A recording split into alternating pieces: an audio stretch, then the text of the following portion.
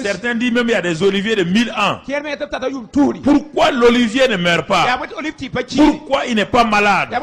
C'est l'arbre le plus solide. Aucun microbe, aucun virus ne peut attaquer l'olivier. Et Dieu a permis aujourd'hui que les gens découvrent dans le bassin méditerranéen, les Italiens et tout, que l'olivier est la nourriture qui peut détruire plus de 159 maladies. Hypertension, diabète, tout ça détruit. Quand je dis ça, vous voulez me contredire et vous voulez venir me conseiller. Personne ne peut me conseiller, croire le contraire. Écoutez, il y a 3 arbres qui ont fait une conférence. Lis dans le livre des juges. On est venu prendre 3 arbres pour en faire des rois. Tu n'as pas écouté le langage des arbres là.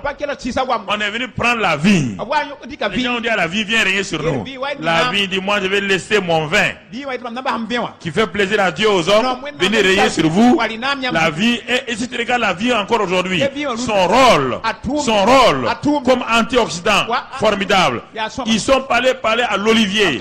L'olivier a dit, lui, il va laisser son huile et tout pour venir. Ils ont parlé au figuier. Regarde les 3 arbres. Dans la Bible, c'est dans la Bible. Dans la Bible. Vous ne voulez pas. Vous ne voulez pas. Dans la Bible. Les 3 arbres ont parlé. Vous entendez? Dieu a donné la manne. Une nourriture qu'ils n'ont jamais vue. Une nourriture végétale. Végétale. Il n'y a rien d'artificiel là-dedans. Et 40 années, ça les a gardés. Sans cholestérol, sans rien. Il a donné les cailles. Il n'a pas donné n'importe quoi. Il n'a pas donné le porc. Parce que la viande de porc, c'est la viande la plus terrible. Et Dieu a dit de ne pas manger. Ce n'est pas une affaire de religion. Non. Ce n'est pas une affaire de religion. C'est une affaire de santé, d'hygiène.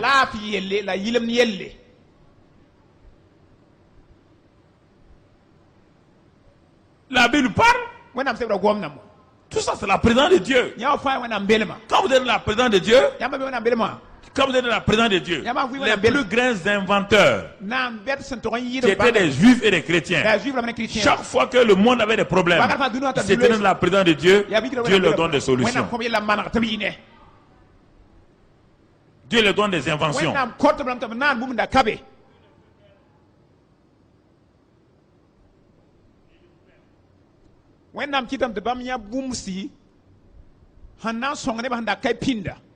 Mon ami, ils avaient des découvertes de tous les côtés. C'est pourquoi plus de 90% des inventions viennent des chrétiens et des juifs. Il n'y a aucune religion qui a fait grande invention si ce n'est pas copié. Allez vous asseoir, prenez, retournez à toutes les inventions et retournez. Si vous voyez quelqu'un d'autre religion, venez me dire et je vais vous dire d'où il vient. Si vous voyez son nom. Parce que c'est pratiquer la présence de Dieu. Si vous pratiquez la présence de Dieu, il vous donne la prospérité. Il vous donne la bonne santé. Tout ce dont on a parlé là, c'est ça que Dieu a fait avec Moïse et le peuple. Sa présence est toujours là. Pendant 40 ans. Leurs pieds ne sont pas enflés. Leurs vêtements ne sont pas usés. Ça, tout ça, c'est pratiquer la présence de Dieu. Ils n'ont pas prié. C'est pratiquer la présence de Dieu. Être conscient que Dieu est là et qu'il vous enveloppe. Alors, un Dieu qui est dans un nuage fait des grands exploits comme ça. Et ce Dieu-là vient habiter en vous. Et il ne fait pas d'exploits. Quelque chose ne va pas quelque part. Vous n'y croyez pas. Vous ne croyez pas?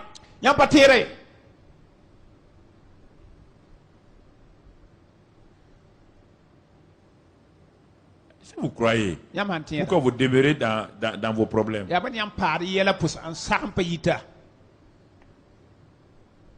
Regardez. Pratiquez la présence de Dieu. Pratiquez la présence de Dieu. Quand leurs ennemis viennent, Dieu a dit de fabriquer une arche, une caisse. Quand leurs ennemis viennent, dès que la caisse est au milieu d'eux, les ennemis ont des problèmes. Pratiquez la présence de Dieu. Après le nuage, il dit de faire une caisse.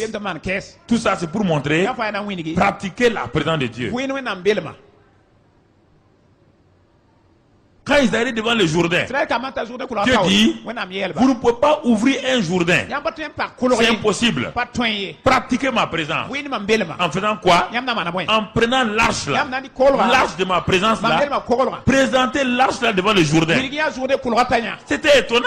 Les gens ont pris l'arche, ils sont arrivés devant le Jourdain. Dès qu'ils ont mis les pieds dans le Jourdain, dès que le Jourdain a vu l'arche, qu'est-ce que le Jourdain a fait? Le Jourdain s'est ouvert. C'est ça, pratiquer la présence de Dieu. Vous commencez à comprendre? Vous commencez à comprendre? Alors, est-ce que c'est la prière? C'est le jeûne d'abord? Si tu n'as pas compris cette réalité-là, comment tu vas aller?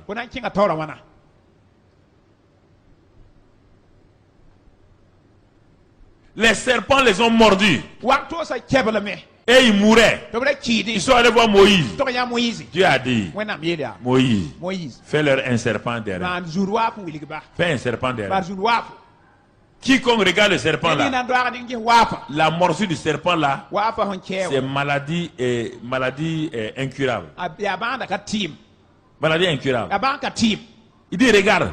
S'il regarde simplement le serpent là, ils sont guéris. Jésus est devenu ce serpent. Les gens ont regardé l'image d'un serpent en fer. Ils ont été guéris de maladies incurables.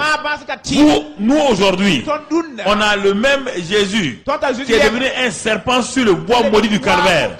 Il dit croyez ça et vous recevez la guérison. Et il faut lutter pour être guéri. Hey, vous ne croyez pas.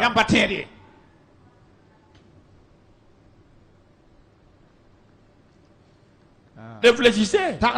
Pratiquez la présence de Dieu. Pratiquez la présence de Dieu. C'est être conscient qu'il est en moi et avec moi. C'est cela. Alors, j'ai voulu vous montrer cet aspect dans l'Ancien Testament. Alors, il est dit que tous ces gens-là sont des témoins qui vont se lever contre nous. Et dire que nous avons eu plus qu'eux. On a fait moins qu'eux. Et il n'était pas né de nouveau. Il n'avait que le sang des boucs. Mais le sang des boucs les délivrait. Nous avons eu le sang de Jésus. Nous avons eu le Saint-Esprit en nous. La glorieuse présence de Dieu en nous. Mais on n'a pas pratiqué sa présence. Alors, je reviens pour compléter ce qu'on a vu hier en répétant à ceux qui n'étaient pas là, en répétant la même chose. Vous savez, les gens... Bon, ok, je vais laisser passer ça. On va lire dans le Proverbe chapitre 20, verset 27. Proverbe 20. On a lu ça hier, on va le relire pour ceux qui n'ont pas bien saisi. Proverbe 20, verset 27. Et qu'est-ce que la parole de Dieu nous dit? La parole de Dieu nous dit ceci. Et en français, dans Louis II, on dit le souffle de l'homme. Non, l'esprit de l'homme. Le vrai mot, c'est l'esprit de l'homme. Le toucher de l'homme. Pasteur, lisez, il ne faut pas... Vous dites que vous connaissez ça. Vous ne connaissez rien. Bafi. Vous ne connaissez rien. Quand on vous enseigne, soyez humble, regardez ce qui est écrit. L'esprit de l'homme. L'esprit de l'homme. L'homme régénéré. L'homme qui est né de nouveau. Écoutez ce que Dieu vous dit. Notre esprit là est une lampe de l'Éternel. Notre esprit est la lampe de l'Éternel. Aujourd'hui, on n'a pas fait mettre ça sur le tableau. Hier, on a mis sur le tableau. Aujourd'hui, on n'a pas mis sur le tableau pour que tu utilises ta Bible.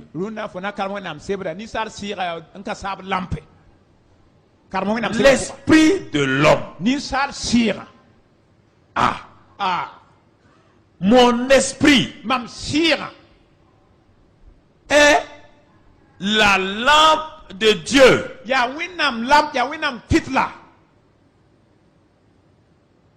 Mais qu'est-ce qu'il veut en faire? Pourquoi mon esprit là, quand je suis né de nouveau, mon esprit là, c'est ça qui est la lampe de Dieu. Qu'est-ce que Dieu fait avec cette lampe là? Il dit que cet esprit là, quand il est une lampe de l'Éternel, c'est lui seul qui est capable de pénétrer jusqu'au fond de mes entrailles, des entrailles.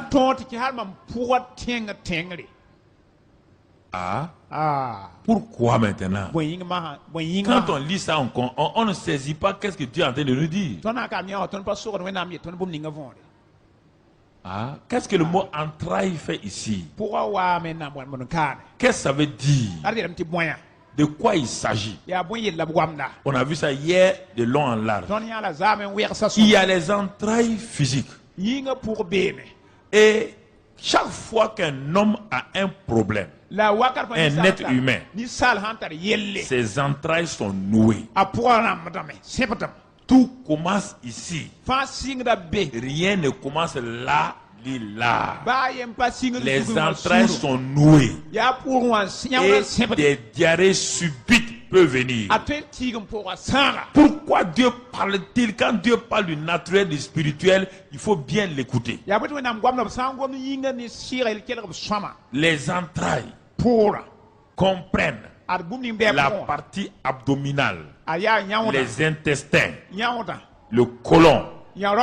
Alors qu'en matière de science déjà, cette partie est la partie la plus dangereuse et la plus extraordinaire de l'homme.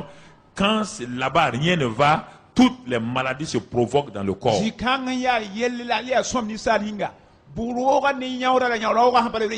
Toute vérité étant parallèle, la vérité naturelle et le spirituel. Quand vous êtes en permanence en constipation, vous créez un problème à votre côlon, et votre côlon n'étant pas nettoyé, les bactéries, tout vont commencer à se multiplier et vous allez avoir des problèmes bientôt. Demandez à n'importe quel docteur, à moins qu'il ne soit pas allé à la bonne école.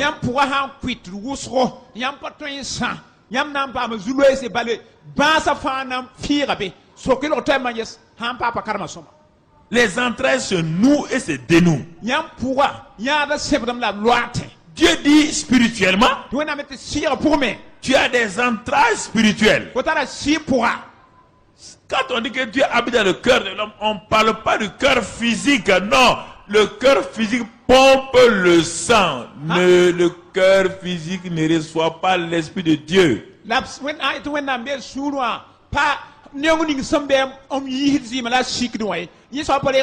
Donc l'Esprit de Dieu se trouve dans les entrailles. Où? Dans cette partie de ton corps, là. C'est pourquoi le repos commence là-bas. La peur commence là-bas. Les inquiétudes sont là-bas. Tout est dans tes entrailles spirituelles. Dieu dit que ton esprit là, c'est la lampe qui est là-bas. Pour faire quoi? Par tes entrailles là ont été tenues en otage par tes parents dès ta naissance. Les peurs de ta maman t'ont créé problème dès au moment où tu naissais. Quand tu étais dans le ventre de ta mère, ton père a dit à ta maman, il faut avorter. Tu l'as entendu. Et c'est pourquoi beaucoup de femmes mariées aujourd'hui ont des problèmes parce que ils ne comprennent pas le monde spirituel. Tout enfant non désiré le sait. Tout enfant où on a fait tentative d'avortement le sait. Il se recroqueville en lui. Quand il sort, il n'a confiance en personne. Il se sent rejeté. Il se marie à 52 ans, elle a toujours le même problème, il a toujours le même problème. Quand il veut te parler un peu, moi dans mon enfance j'ai eu ça. Moi dans... Tu es un homme de 52 ans, tu parles de ton enfant. Tu vis avec ton enfant. Quelque chose ne va pas.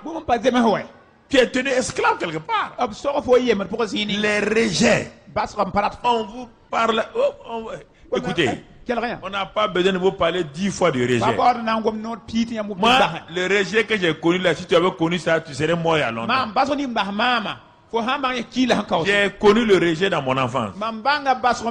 Je sais de quoi, quand on parle de rejet, je sais. Mais j'ai été guéri de rejet rapidement. Tu comprends? Dieu ne vit pas dans le rejet. Non, je refuse ça. Mon ami, je refuse ça. Les rejets, les haines, les amertumes. Maman ne m'a jamais aimé. Ça te fait quoi? C'est parce que tu n'as pas été guéri dans tes entrailles. C'est pourquoi Dieu, sachant que avant d'être chrétien, tes entrailles étaient remplies de saleté, de souillure, de peur, de rejet, de haine, d'amertume. Dieu dit maintenant, ton esprit que j'ai régénéré là, je vais l'utiliser pour que cet esprit-là aille éclairer tes entrailles là, pour mettre au dehors tout ce que tu as encaissé avant ta naissance et pendant ta naissance et dans ta jeunesse. C'est le premier rôle de ton esprit, de jouer le rôle d'une lampe. La lampe de Dieu. C'est le premier rôle.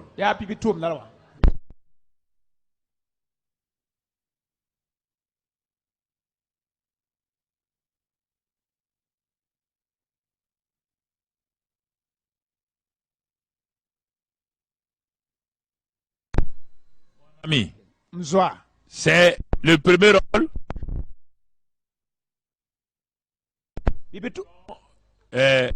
de ton esprit. La parole de Dieu est une lampe à tes pieds. Mais ton esprit n'est pas une lampe à tes pieds. Ton esprit est la lampe que Dieu utilise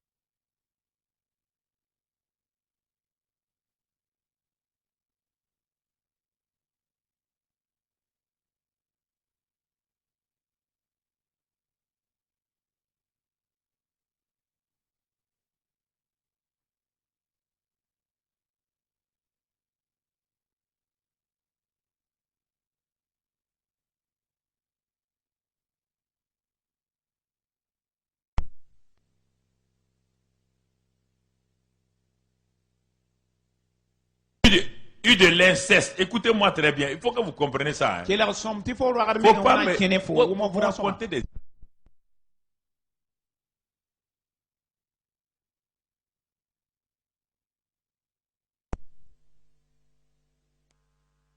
C'est important que vous compreniez. Ah oui, quand j'étais enfant,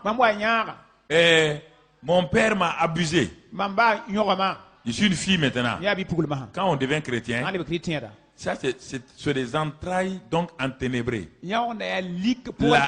Ton esprit étant né de nouveau, Dieu utilise ton esprit comme une lampe pour éclairer ses entrailles. Écoutez-moi, il faut arrêter. Tu as été rejeté. Si tu es né de nouveau, ton esprit est devenu une lampe, doit éclairer cette partie de tes entrailles. Tu as été violé. Tout ça, c'est des histoires. Parce que vous ne laissez pas, vous ne pratiquez pas la présence de Dieu. Et vous vivez avec ça. Depuis votre enfance, on m'a violé, on m'a abusé, il y a eu inceste, mon oncle a couché avec moi, et tu vis avec ça jusqu'à présent, et tu es chrétien né de nouveau, et ton esprit, tu n'as pas compris, tu n'as pas pratiqué la présence de Dieu. La présence de Dieu est incapable d'enlever ces choses-là. C'est pas possible. Est-ce que vous allez vous arrêter de mentir aux gens, de prêcher des choses comme ça là?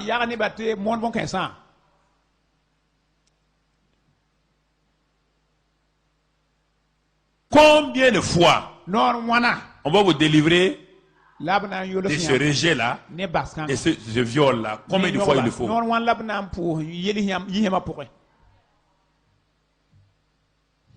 Il y a un mensonge quelque part dans votre pensée. C'est comme nos amis là, qui vont de l'autre côté là. Chaque année, les gens prennent des cailloux, on lance sur Satan. Vous comprenez, non? Ils lancent sur Satan. Je vous pose la question. Chaque année, Satan sait que des gens vont venir lancer des cailloux sur lui. Vous croyez que Satan attend là-bas?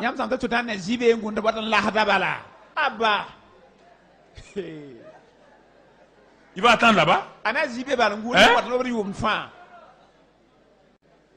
Vous riez. C'est la même chose avec vous. Chaque fois vous voulez que les gens s'apitoient sur vous, les gens vous admirent car vous avez souffert dans votre enfance. Arrêtez ça. Arrêtez. On ne vous a pas aimé. Moi, je n'ai pas été aimé. On a abusé de moi. On a abusé de moi. Vous aimez ça. Ah oui. Vous savez, ma soeur, tu savais que comment j'ai souffert. Tu as quel âge? 42 ans. Tu continues à souffrir. Tu n'as fait de 6 ans. Quelque chose ne va pas chez toi. Tu as rencontré Christ quand? Tu as rencontré Christ à 12 ans. 12 moins 42. Il reste combien d'années? Combien d'années? 30 années. 30 années. Jésus-Christ n'a pas pu te délivrer de ces choses-là. Donc mon ami, aïe, quelque chose ne va pas. La Bible dit, si l'esprit de celui qui a ressuscité Christ là, Christ était comment? Il était mort raide. Mort raide. Quand le Saint-Esprit est rentré en lui, son esprit est venu à la vie. Son corps est venu à la vie. Son sang qui était coagulé est revenu à la vie. Rien n'est resté mort. Il dit, si ce même esprit-là est en vous, il donne la vie à votre corps mortel. Et vous me dites que votre père était méchant, votre oncle était méchant, et vous vivez avec ça encore. Vous n'avez pas compris le christianisme. Vous n'avez rien compris du christianisme. C'est une simple religion que vous avez. Pas Christ. Christ en vous, l'espérance de la. Christ en. Ce n'est plus moi qui, c'est qui vit. Alors Christ vit en toi. Ce n'est plus toi qui vis. Et toi tu continues à vivre avec ta vie de ton enfance. Donc Christ n'est pas en toi. Réfléchis toi-même. Il y a eu substitution. Quelqu'un a pris ta place. Cette personne-là, Christ n'a jamais été violé. Il n'a jamais été abusé. Il a été rejeté, il a gardé tout ça. Il est en toi. Il a pris la place de ton vieil homme. Et toi, ton vieil homme continue à régner. Est-ce que vous... Il y a des menteurs quelque part. C'est pas Dieu, hein? Il y a un menteur quelque part.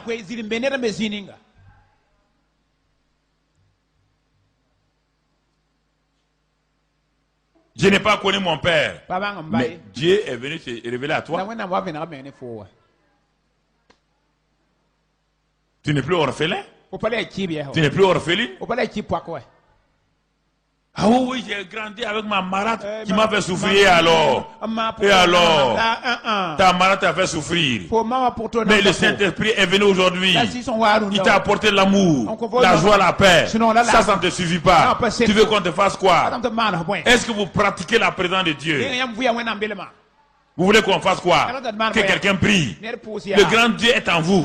Il vous dit que celui qui est en moi est plus puissant que celui qui est au dehors. Vous refusez ces vérités. C'est lui qui est en vous. Et il est en vous. Au moment où vous luttez là, il est assis en vous. Il a sa puissance en vous. Au moment où vous avez des difficultés pour aimer, vous ne dites pas au Saint-Esprit, toi qui as répandu ton amour en moi, aide-moi à aimer. Non, vous êtes en train de lutter. Que quelqu'un n'a qu'à venir prier, imposer les mains. Votre christianisme, c'est quoi? Pratiquer la présence de Dieu en vous et avec vous. Tout le reste là, c'est du blablabla. Vous aimez qu'on s'apitoie sur vous. Ah, tu as souffert, hein? Tu as souffert. Et après, ça donne quoi? Donc la gloire revient à qui? À toi? Jésus n'est pas glorifié. Jésus-Christ incapable de guérir quelqu'un qui est rejeté. Incapable. Jésus de Christ Nazareth là, incapable de guérir ceux qui sont nés sans père et qui n'ont pas connu leurs parents. Incapable de guérir leur mémoire. Jésus là. Non. Jésus. Ah non. Pas lui, hein. Peut-être c'est quelqu'un d'autre. Pas Jésus. Pas Jésus.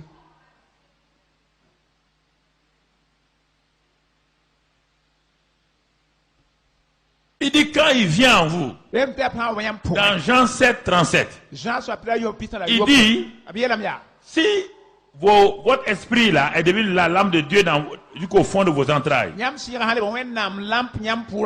Là-bas, il ne dit pas le mot entrailles, il dit le mot saint. C'est la même chose. Il dit, quand le Saint-Esprit est en vous, et que votre esprit et le Saint-Esprit sont devenus un, 1 Corinthiens 6, 17. 1 Corinthiens 6, 17. Il dit maintenant, les fleuves d'eau vive, écoutez et pratiquez la présence de Dieu. Mon esprit est né de nouveau. Le Saint-Esprit est venu vivre dans mon esprit. Mon esprit et le Saint-Esprit sont un. La parole de Dieu me dit qu'à partir de ce moment-là, les fleuves d'eau vive vont commencer à couler de mon sein. Quels sont ces fleuves d'eau vive là? Quand Jésus parlait, le Saint-Esprit n'était pas encore là.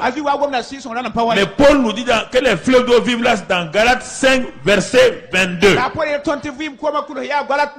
où il y a le Saint-Esprit, mon esprit devient la branche. Et en tant que branche, elle commence à manifester l'amour, la joie, la paix, la bonté, la patience, la douceur, la bénédicité, la fidélité, la maîtrise de soi. Elle commence à produire ça. Ce sont ces fleuves-là qui commencent à jaillir. Des fleuves d'amour, des fleuves de joie, des fleuves de paix commencent à jaillir de moi. Parce que mon esprit et le Saint-Esprit sont un. Et maintenant, mon esprit devient le canal où l'amour de Dieu, la joie de Dieu, la paix de Dieu. Où est-ce que le rejet peut rester? Le rejet peut rester où? Où? À quel endroit? Puisque maintenant, mon esprit et l'esprit de Dieu sont devenus un. Et mes entrailles, qui étaient remplies d'amertume, de haine, de rejet, de complexe, la lumière de Dieu a balayé ça. Maintenant, le Saint-Esprit et mon esprit deviennent un. Regardez quand Jésus a rencontré, je vous ai raconté hier la Samaritaine. Quand la Samaritaine venait au puits, elle était remplie de rejet, remplie de culpabilité, d'impureté. Vous ne pouvez pas me convaincre. Si vous voulez, vous croyez. Si vous voulez, vous ne croyez pas. Vous ne pouvez pas me convaincre. Et si vous me critiquez, mon Dieu vous jugera. Moi, je dis la vérité. Si vous me critiquez, mon Dieu vous jugera. Il va vous exposer. Quand la Samaritaine rencontrait Jésus, c'était une femme qui était triste, une femme peureuse, remplie de complexes, remplie de rejet. Personne ne la voulait au village. Personne ne l'aimait au village. Et les hommes ont abusé de son corps. 5 hommes ont abusé de son corps. Et le 6e homme abusait de son corps. Regardez une femme comme ça. Elle n'a ni la paix. Les hommes abusent de son corps, la rejettent. Chacun l'utilise, la rejette. Les gens, elles voient les maris, les femmes l'insultent. Elle ne peut pas aller au temple. Elle est chez elle à la maison, remplie de haine, d'amertume. Jésus part à sa rencontre. Le Saint-Esprit n'est pas encore venu. Écoutez-moi. Écoutez. Le Saint-Esprit n'est pas venu. La nouvelle naissance n'est pas venue. Jésus n'a pas versé son sang. Mais regardez. Arrêtez de mentir à vous-même et à mentir aux gens que vous êtes des rejetés. Arrêtez qu'on vous amène des gens pour vous délivrer. Ils vont vous délivrer de quoi? Des délivrances qui viennent de votre chair. Ça ne vient pas des démons. Vous voulez rouler à terre parce que pourquoi on s'apitoie sur vous? Vous roulez à terre pourquoi? Jésus-Christ est en vous. Au moment où vous roulez à terre là, vous roulez avec Jésus le libérateur en vous. Il a dit que celui que le Fils a franchi est libre. Il est en vous. Et vous continuez à rouler à terre à cause du rejet. Il faut que quelqu'un vienne d'ailleurs vous libérer. Il y a un mensonge que vous devez arrêter maintenant. Jésus-Christ est en vous. Et il est en train de rouler à terre. Oui.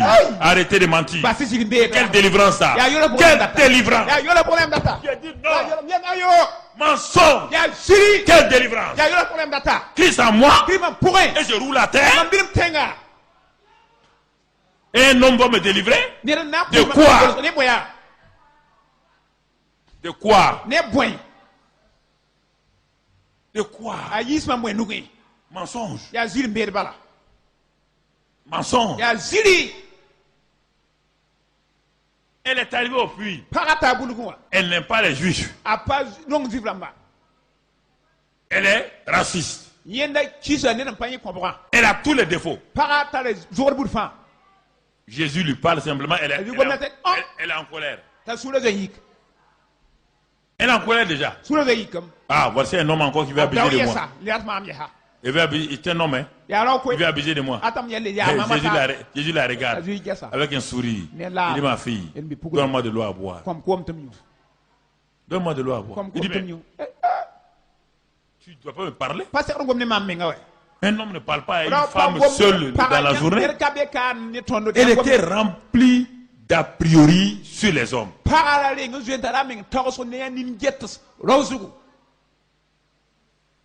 Quel problème c'est ça? Vous êtes avec un garçon. Le garçon n'est pas sérieux. Il joue comme ça. Abandonnez-le. Laissez-le partir. Non, non, non. Il m'a abandonné. Il est parti. Misérable. Il vaut mieux qu'il t'abandonne maintenant que quand il va te marier là, qu'il va te créer des problèmes. Oui ou non? Faut dire merci Seigneur de m'avoir libéré entre les mains de cet escroc là.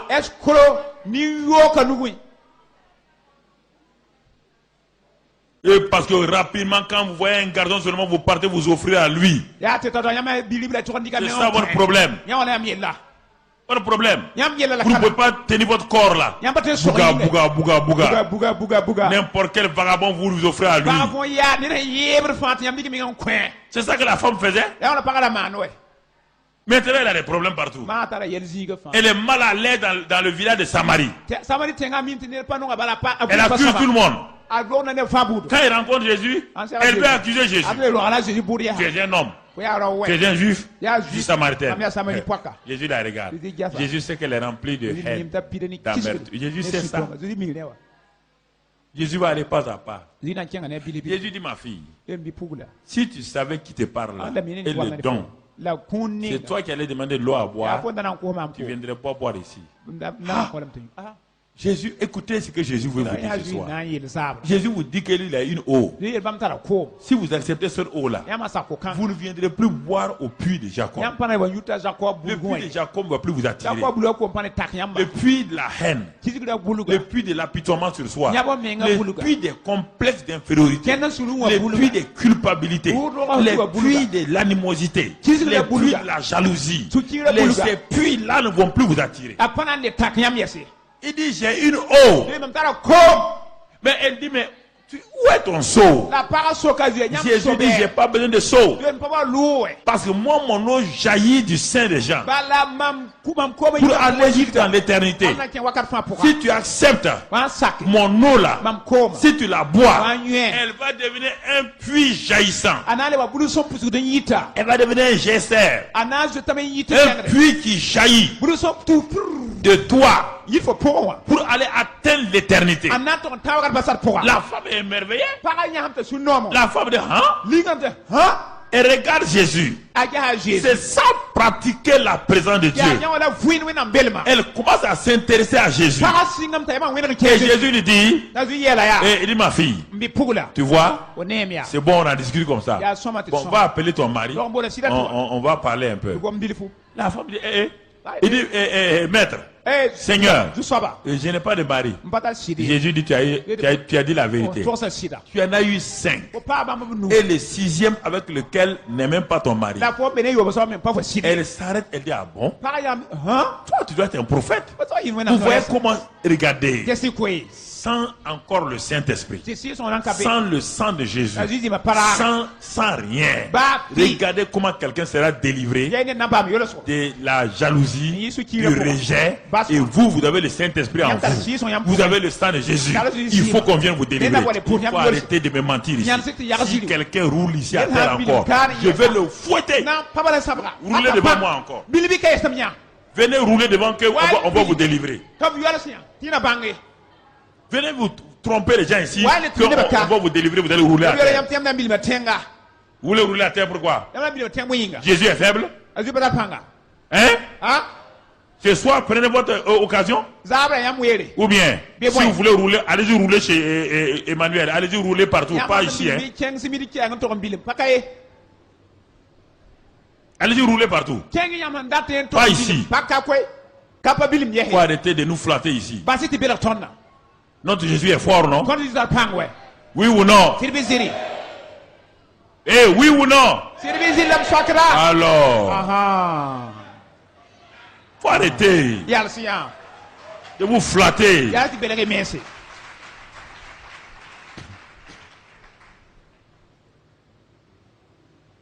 C'est ça, hein?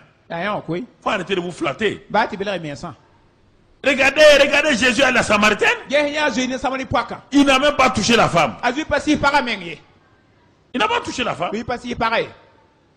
La femme n'est pas une grande croyante. Elle est remplie de... Ses entrailles sont remplies. Mais la parole de Jésus, dirigée par le Saint-Esprit qui est dans Jésus, va faire la plus grande délivrance qu'un homme n'ait jamais eue.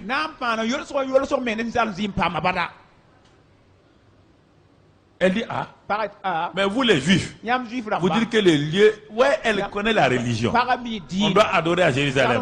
Nous, on adore sur les montagnes. Jésus dit, l'heure va venir. Et elle est déjà là. Car cette heure étant venue, Dieu étant esprit, Dieu cherche les adorateurs en esprit et en vérité. Ce temps est venu. Ce temps est venu. Ma fille. Ce temps est venu. C'est-à-dire le temps de ta délivrance est venu. Si tu deviens un adorateur, c'est fini pour toi. Tu es délivré. La femme continue. Maintenant, elle est excitée. Maintenant, elle est passionnée. Maintenant, elle sent que l'homme qui est devant elle là n'est pas n'importe qui. Elle a dit c'est un prophète. Mais maintenant, elle va plus loin.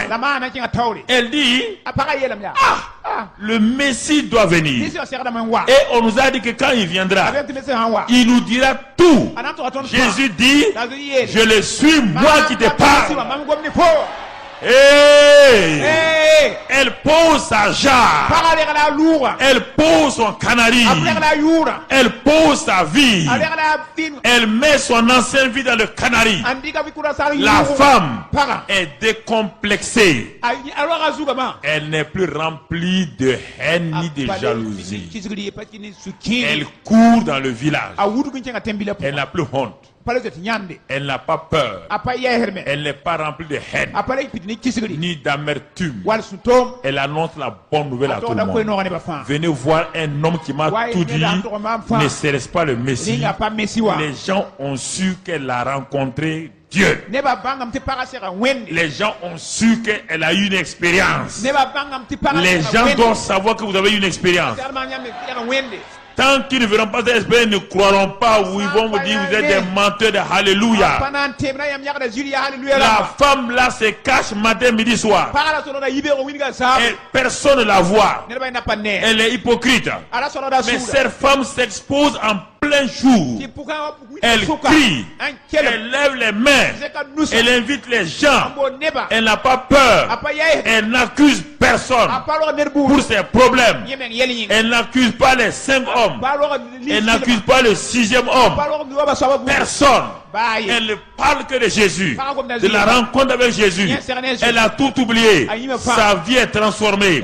Et les gens de la ville disent, on ira voir, c'est la personne qui l'a changé comme cela. Tout le monde vient et toute la ville est convertie.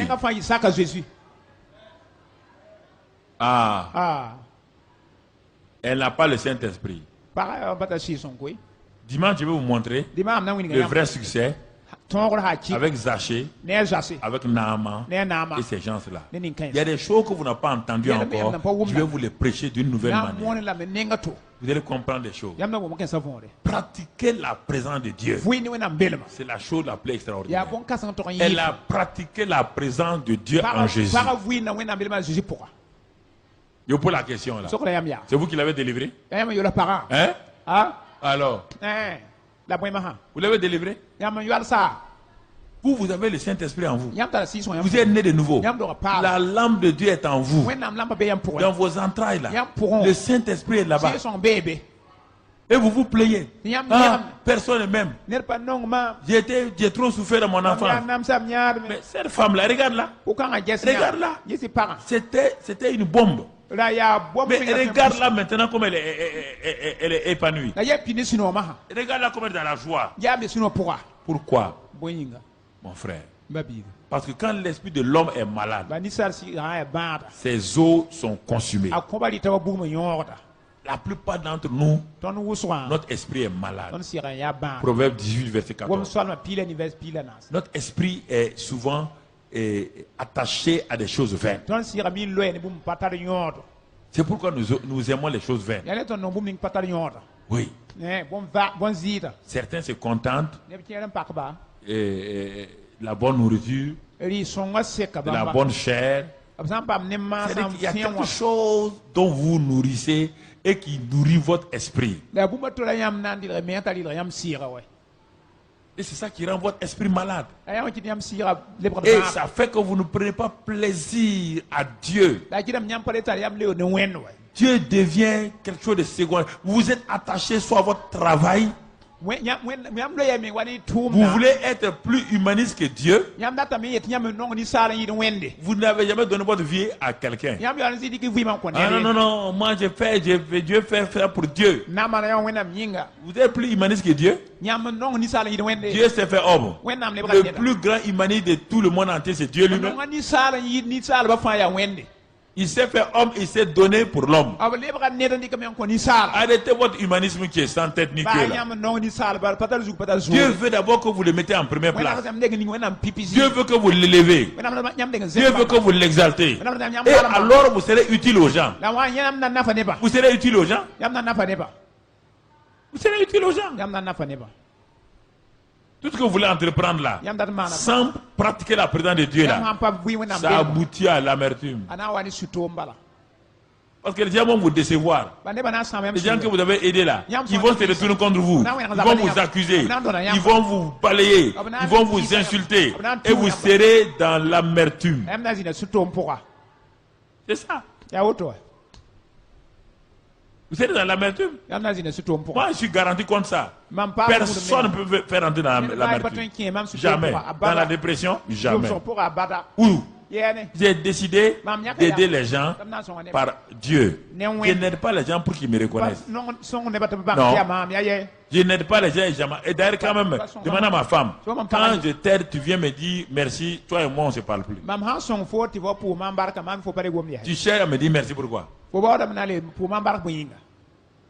Parce que le même que tu me dis merci là, demain quand je vais refuser de t'aider là, tu vas m'insulter. Donc, vaut mieux mon ami, je t'ai aidé par Dieu. Va dans la paix. Voilà, c'est ça que je fais. C'est pourquoi je refuse que quelqu'un vienne me créer problème. Voilà. Donc c'est ça. Pratiquer la présence de Dieu. Il dit Colossiens 1, 27, il dit que Christ est en vous. Ce n'est plus vous qui vivez, c'est Christ qui vit en vous. Il dit c'est pourquoi chaque fois que vous avez des problèmes, Jésus vous invite. Il dit mon enfant, ma fille, mais je suis là pour vous. Il dit écoutez, je vous ai parlé de 3 choses. Hier, le Père est dans les cieux. Quand on prie, on demande des choses, on demande au Père dans les cieux au nom de Jésus. Notre Père qui est aux cieux. On demande des choses au nom de Jésus. Deuxième élément, Jésus est venu sur la terre. Emmanuel avec nous. Ça c'est Jésus avec nous. Dieu avec nous. Troisièmement, c'est Jésus, Dieu avec nous là. On utilise son nom aujourd'hui pour on exerce l'autorité sur les démons avec le nom de Jésus. Pas avec le nom de Dieu. Pas avec le nom du Père. Le Père, on demande au Père au nom de Jésus. Mais sur la terre autour de nous, tout ce qui est autour de nous là, on utilise le nom de Jésus comme autorité pour dire aux démons de s'éloigner, pour dire aux maladies de partir. Troisième niveau, intérieur maintenant, c'est Christ. Premièrement, le Père. Deuxièmement, Jésus. Troisièmement, le Christ. Le Christ n'est pas en haut. Il n'est pas autour de moi. Christ est en moi. C'est ce Christ-là qui me donne le repos. C'est ce Christ-là qui me donne la paix et l'amour. C'est pas le Père. C'est pas Jésus. C'est le Christ en moi. C'est ça le secret. Il est là dans mon sein. Et il a répandu son amour en moi. Il a répandu sa joie en moi. Alors, ce Christ-là me dit quoi? Il dit, quand tu es fatigué et chargé, vous tous qui êtes fatigués et chargés, venez à moi. Mais si on dit venez à moi, vous ne pouvez pas aller au Père, il est au ciel. Vous ne pouvez pas aller à Jésus, il est au ciel. Vous devez venir à qui alors? Vous devez venir au Christ qui est en vous. Ça veut dire quoi? Vos fatigues, vos troubles, vos peurs, vos inquiétudes. Jésus dit que lui, il est en vous. Il produit le vouloir et le faire selon son bon plaisir. Il vous dit que c'est lui qui est en vous là, Christ là, est plus puissant que tout ce qui est au dehors. Alors, quotidiennement, vos problèmes, vos inquiétudes, vous ne pouvez pas les remettre sur Dieu. Dieu est au ciel. Vous ne pouvez pas les remettre sur Jésus. Jésus est au ciel. Vous les remettez sur qui? C'est pourquoi Pierre a donné le secret dans 1 Pierre 5, 7. Il dit déchargez-vous sur lui de tous vos fardeaux et il prendra soin de vous. Qui? Pas le Père, pas Jésus, le Christ qui est en vous.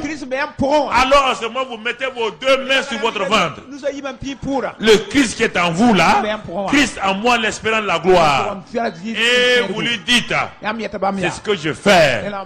Je me couche dans mon lit, je m'assois, je le fais avec ma femme, on le fait, on est dans le repos. Vous posez vos deux mains sur votre ventre. Christ est en vous. Et vous lui dites, Seigneur, je ne peux pas pardonner ici là. J'ai essayé plusieurs fois de pardonner. Soyez honnête avec Dieu. Ne dites pas je t'ai pardonné. Si vous pardonnez quelqu'un et quand vous voyez la personne, vous sentez des douleurs, ça veut dire que vous n'avez pas pardonné. Quand Dieu te voit, il ne sent pas des douleurs. Dieu t'a pardonné. Quand il te voit, il ne sent pas des douleurs. Tu entends? Si toi tu sens des douleurs, ça veut dire que tu n'as pas pardonné. Si tu évites la personne, ça veut dire que tu n'as pas pardonné. Donc ne sois pas hypocrite. Dis ça au Christ. Cette personne m'a fait du mal. Toi, Christ qui vit en moi, l'espérance de la gloire là. Ferme tes yeux et couche-toi ou bien assois-toi dans ton fauteuil. Oh Seigneur, tu es en moi. Et toi qui es en moi, tu es plus puissant que tous les amertumes, que les démons, les hommes. Tu as dit de me décharger sur toi de tous mes fardeaux. Tu as dit de venir à toi quand je suis fatigué et chargé. Je suis fatigué, je suis chargé de la haine. Je n'arrive pas à pardonner. Mais c'est toi seul qui peux pardonner. J'ai le désir de pardonner. Cette femme qui m'a fait souffrir, cet homme qui m'a fait souffrir, je me décharge sur toi maintenant de ce pardon-là, afin que toi tu pardonnes à ma place et que toi qui sais pardonner parfaitement, tu parles au Seigneur. Il est en toi, il t'entend. Seigneur, décharge-moi de ce fardeau du manque de pardon, décharge-moi du rejet, décharge-moi de la honte, décharge-moi de la colère.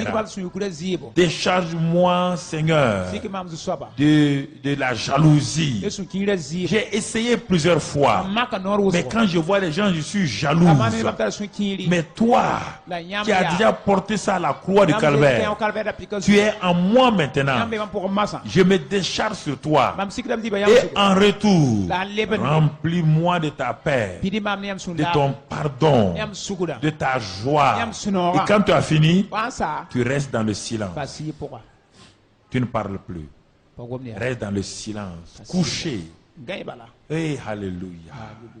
Au bout de 2 minutes, 3 minutes, tu vas penser que ça fait des heures. À un moment donné, le Christ qui est en toi là, va commencer à te remplir d'une paix qui surpasse toute intelligence.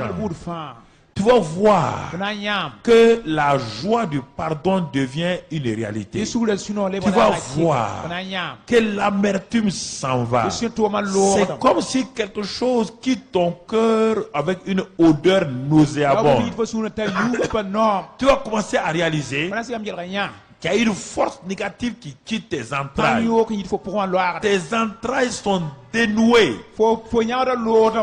Tu peux être étonné au départ. Tu vas croire que c'est toi qui penses comme ça. Mais continue à faire ça 2 jours, 3 jours. Je t'assure mon enfant. Je t'assure ma fille. Je t'assure mon fils. Tu vas commencer à réaliser que pratiquer la présence de Dieu va commencer à t'apporter une joie, une paix, un pardon. Tu vas être purifié. Oh Seigneur, je n'arrive pas à m'empêcher de coucher avec les hommes. Mais comment tu as fait pour libérer la Samaritaine? Je te remets, je te redonne, je me décharge sur toi de mon impureté. Je n'arrive pas, Seigneur, d'arrêter de me masturber. Je me décharge sur toi de ça. Je n'arrive pas à contrôler l'argent. L'amour de l'argent me domine. Tu as dit de me décharger sur toi de ça. Seigneur, je n'en peux pas. Mais je peux tout par toi. Produire le vouloir et le faire en moi. Selon ton bon plaisir. Il faut que tu connaisses ces versets-là. Et tu dis au Seigneur, je me décharge sur toi. Tu sais, j'aime les petites filles, Seigneur. Oh, j'aime les petites filles. Quand je les vois seulement, tout mon corps là est en branle comme ça. Mais toi, Seigneur, je te donne ce fardeau-là. C'est un fardeau. Ça m'humilie, ça me ridiculise, ça me vilipende. Seigneur, moi-même j'ai honte de moi-même. Je te donne ce fardeau-là. Tout ce que tu ne peux pas, Dieu dit, décharge-toi sur moi. Et il va prendre soin de toi. Fais-le matin, midi, soir. Dans ton bureau, arrête-toi, fais-le. Partout où tu es, garde ta voiture et fais ça. Partout, à n'importe quelle heure de la journée, tu peux le faire. Et alors tu vois que la paix de Dieu, la joie de Dieu, ces choses-là vont commencer à venir. Vont commencer à venir en toi. Et tu vas commencer à réaliser que ce que je te dis là, pratiquer la présence de Dieu là, est une réalité. Alors si ce n'est pas vrai, tu viendras me dire, je ne serai plus pasteur. Je ne serai plus pasteur. Ça ne m'intéressera plus. Non, je ne veux pas te mentir. Pourquoi? J'ai fait ça avec ma femme. J'ai fait ça avec ma fille Daniela aux États-Unis. Téléphonez-lui. Ici aux États-Unis. Elle est libre aujourd'hui. J'ai fait ça avec des gens. Pratiquer la présence de Dieu. Je vous donne une solution. Vous ne voyez pas Dieu. Mais il dit qu'il habite en vous. Là. Parlez-lui. Mais maintenant, quand vous voulez prier, demandez des choses. Là, vous ne mettez plus les mains ici. Vous demandez au Père qui est dans les cieux au nom de Jésus. Si vous voulez prendre autorité sur les démons, vous utilisez le nom de Jésus pour prendre autorité. Mais quand vous êtes seul, vous êtes découragé. Couchez-vous, asseyez-vous, mettez vos mains là, parlez au Seigneur qui est en vous. Il est en vous pour ça. On dit celui qui est en vous là, il est très puissant. Il est capable de tout supporter. Vos haines, vos amertumes, vos peurs, vos inquiétudes. Donnez-lui tout. Donnez-lui tout et dites-lui en retour, je reçois de toi la paix, la joie, l'amour. Donnez-lui ça et recevez. Donnez, recevez. Donnez, recevez. Donnez, recevez. Vos peurs vont partir. Vos haines vont partir. Vos amertumes vont partir. Toutes ces choses vont partir. Et au bout d'une semaine, vous viendrez me témoigner ici que c'est réel. Frère, voilà ce que je voulais vous dire. Mais si vous voulez raisonner en intellectuel, continuez. C'est à prendre ou à laisser. Jésus dit que c'est pour les petits enfants. Vous pouvez le faire chez vous tout seul. Personne ne vous verra. Laissez votre mari sortir. Laissez votre femme sortir. Laissez vos parents sortir. Expérimentez ça. La nuit, allez quelque part où il n'y a personne. Expérimentez ça. Restez tranquille. Et vous allez voir le Dieu qui habite en vous là, est le même qui est au ciel. Mais il est en vous pour cette cause-là. Celui qui est en haut là, vous le priez au nom de Jésus. Il est venu habiter en vous pour vous aider ici sur la terre. Donc mon frère, faites ceci. J'avais 2 exercices, mais je vais m'arrêter là. Il est déjà 9h15. Si Dieu nous donne le temps, je vais voir ça. Je vais te dire cela. Tu peux appliquer dans toutes ces choses-là, dans les situations de harcèlement, obsession, pensée négative, pensée impure. Confesse ton péché. Il dit qu'il est fidèle et juste pour te pardonner. Quand tu as fini de confesser, maintenant, commence à parler au Christ qui est en toi. Pas au Père, hein? Au Christ qui est, il dit Christ en toi. On n'a pas dit le Père en toi, l'espérance de la gloire. Le Christ qui est en toi. Parle-lui. Tu es capable. Prends telle chose. Confesse tes péchés. Et dis-lui, j'ai tout essayé, mais ça ne marche pas. Mais tu as dit de faire. Je l'ai fait, j'ai obéi. Maintenant, aide-moi. Accomplis ça pour moi. Je me décharge sur toi. Je me décharge de mes enfants. Je me décharge même de mon mari. J'ai tout fait. J'ai fait des bagarres. Ça ne marche pas. Je prends mon mari là, je te le donne. Seigneur, c'est un fardeau pour moi. Je te le donne. Faites ceci. Je prends mon travail. Mon travail dépasse ma capacité. Je te donne mon travail. Mon ministère dépasse ma capacité. Je te donne mon ministère. C'est comme ça qu'il faut faire. Il dit que lui il est fort, que lui il peut tout faire. Donnez-lui. Pourquoi vous voulez supporter? Pourquoi vous voulez la dépression? Pourquoi vous voulez tout le temps faire bagarre à les gens? Alors que quelqu'un est capable, il est là, il veut vous aider. Donnez-lui tout. C'est difficile? Ce que je vous dis ce soir-là, non, enfant de Dieu, prenez ces choses-là. Moi, je crois de tout mon cœur que Dieu est en train de nous en... S'il y a des choses, si on n'élimine pas, on ne peut pas avancer. Ce sont ces choses-là qui te bloquent depuis des années. Tu reviens sur les mêmes choses, les mêmes problèmes. Le pardon difficile. Je n'arrive pas à oublier les maladies récurrentes qui se répètent.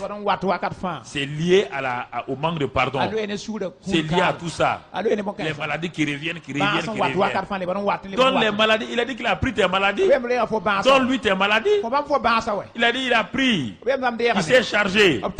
Donne-lui ça. Et dis-lui merci de t'avoir guéri. Continue à faire ça. Mon frère, ma soeur, tu peux faire ça. Si tu ne sais pas prier comme un guerrier, cette prière de communion, tu peux faire ça. Et c'est chez toi. C'est pas ici. C'est chez toi. Tu peux le faire tranquillement. Et tu vas le faire à ta femme. Si ça ne va pas, si c'est faux, toi qui n'arrives pas à pardonner là, toi-même là, pose ta main sur tes entrailles là, et dis que tu veux pardonner, que tu n'arrives pas. Et dis au Seigneur, maintenant, s'il y a un esprit qui a profité du manque de pardon dans ma vie, qui est venu s'installer, j'ordonne au nom de Christ Jésus, cet esprit-là parte. Tu vas voir ce qui va se passer. Là, tu vas tomber toi-même maintenant. C'est toi-même qui te fait tomber. Là, tu sauras que c'est pas quelqu'un d'autre. Tu verras ce qui va se passer dans tes entrailles. Tu verras les troubles qui vont se passer. Tu seras étonné que le fait de refuser de pardonner là, ça a ouvert la porte à un démon. Ça, je suis d'accord. Dans ce domaine, je suis d'accord. Le refus de pardonner, on ouvre la porte à un démon. Si ce soir, je voulais le faire, des gens allaient rouler ici dans le cadre de refus de pardon. Et si Dieu nous donne le temps, on le fera avec les PDG. PDG. C'est ça. Voilà ce que je voulais vous dire. Frères et sœurs, il n'y a personne. C'est des choses simples. Ce n'est pas l'onction. Ce n'est pas la peine de crier. Ça, c'est votre problème que vous avez tous les jours. Donc, vous avez trois choses. Priez comme les jeunes champions de prière le font. Mais avant de faire ça, exercez-les à s'asseoir tranquillement, à pratiquer la présence de Dieu. Quand ils se lèvent maintenant, ils n'ont qu'à crier dans la présence de Dieu. Les démons vont s'enfuir. Il n'y a pas de problème. Et s'ils sont remplis eux-mêmes des choses bizarres, ils n'ont qu'à crier sur les démons. Les démons vont faire samba avec eux. Ils vont danser rumba avec eux. Ils vont même pas bouger. Non, ils vont pas bouger. Ils ne vont pas bouger. Je préfère vous dire la vérité que de laisser les gens. Je ne décourage pas les gens. Mais je te dis de purifier ça. Et d'aller de l'avant.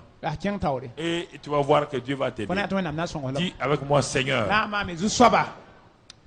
Tu es fatigué, je vois, mais tu veux te laisser. À 25 ans, tu es fatigué. Moi, j'ai 66. En 66, il y a combien de fois 25? 2 fois et demi. Ok. Bon, j'ai pitié de toi, je vais te laisser partir. Dis avec moi, Seigneur Jésus.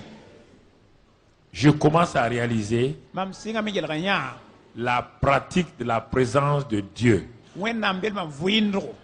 Jusqu'à présent, je voyais un Dieu lointain, impersonnel, qui ne se préoccupe pas de moi. Je ne savais même pas qu'il était si proche de moi, qu'il vivait en moi, dans mes entrailles, dans mon sein, qui est son endroit où il vit. J'ai lutté par moi-même. J'ai essayé de réaliser ma délivrance. Mais Seigneur, je suis épuisé, fatigué, chargé. Et ce soir, je décide de me décharger sur toi. Je n'ai pas honte. Peut-être les gens ne savent pas que je suis fatigué. Mais toi, tu le sais. Je lutte avec des péchés secrets. Je lutte avec des mauvaises habitudes. Je lutte avec un mauvais caractère. Mais ce soir, je n'ai pas honte de me décharger sur toi de toutes ces habitudes mauvaises, de ces mauvais caractères, de tous ces péchés secrets. Car toi, tu as porté tous mes péchés à la croix du Calvaire. J'avoue mes péchés devant toi. Et je plaide les mérites du sang de Jésus. Ce soir, Seigneur, maintenant, je reçois ton pardon. Tu me pardonnes. Tu me laves par ton sang. Je suis pardonné, lavé et purifié. Et ce soir, Seigneur, tu vois, j'ai des difficultés à pardonner aux gens, à aimer les gens. J'ai essayé. Je mets maintenant mes 2 mains sur mes entrailles. Et je dis, Christ, toi qui habites dans mon sein, je me décharge sur toi de cette difficulté de pardonner, de cette amertume, de ce rejet, de ces complexes d'infériorité et de supériorité, de ces culpabilités, de ces faiblesses, de ces mauvaises habitudes, ces liens secrets. Je me décharge sur toi. Et toi, tu prends cela en charge. Et en retour, toi qui es très puissant, tu me délivres. Et je reçois la guérison intérieure, la paix, l'amour, la joie. Seigneur, maintenant même, je suis délivré. Car toi qui vis en moi, tu as pris ma place. Et je ne subis plus l'humiliation de Satan. Je suis délivré. Et je marche dans la paix, dans la joie. L'amour est répandu dans mon cœur. Je peux aimer les gens que je n'arrivais pas à aimer. Je peux pardonner, car je puis tout par Christ qui me fortifie. Et c'est Christ en moi produit le vouloir et le faire selon son bon plaisir. Maintenant, je connais le secret de la pratique pratique la présence de Dieu, chaque fois que je serai troublé, je vais pratiquer cela. Et je m'attends à recevoir de toi grâce sur grâce, amour et pardon. Merci Père, parce que Christ l'a accompli au nom de Jésus. Amen. Acclamez le Seigneur.